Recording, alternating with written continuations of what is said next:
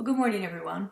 Welcome to Keeping It Real. I'm Reverend Laura, and Keeping It Real is our chance to take a look at some of the spiritual principles that we talk about each month and really apply them in a practical, real life kind of way in our lives. So, for the month of September, we're talking about the idea of unity. And, most people would agree that unity is a really good thing. We think we want more unity in our communities, more unity in our relationships, in our organizations that we belong in.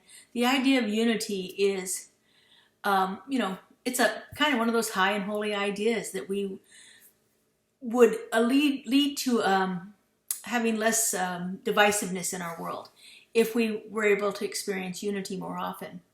As I've been doing my research this month, I've been surprised by one thing that keeps coming up in all of the things that I'm reading about this idea of unity.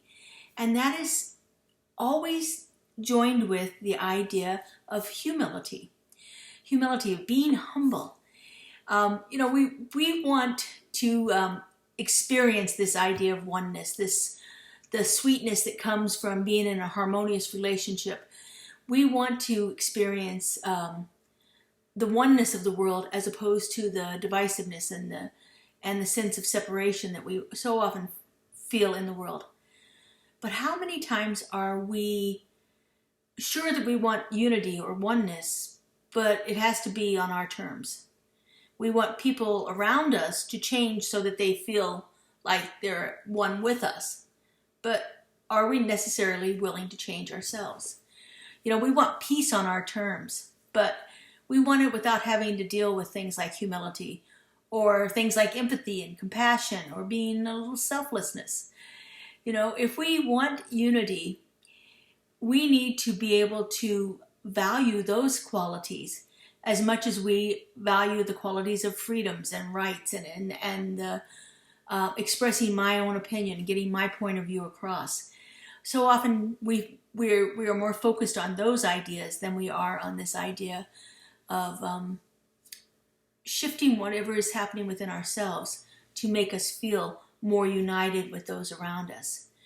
But this practice of humility takes us away from all of our point of view being so important. It takes us to a place where we can see the importance of what somebody else has to say. And not only the importance of what they have to say, but we can see their experiences and honor them and understand how their actions are coming about from the experiences that they have. And as we begin to soften our desire to make it the way we want it to be, we can begin to open up to it being a way that works for everyone. Here at Centers for Spiritual Living, that's our vision, is to create this world that works for everyone in all of creation. But sometimes we have to do a lot of work to get to that place, and sometimes we have to give up some things that we are very attached to in our lives. And so as you're moving throughout your week this week, look at the places where you're feeling like your point of view is more important than anyone else's point of view. Look at the places in your life where you are trying to make it be the way you want it to be, as opposed to looking at what is good for everyone around you.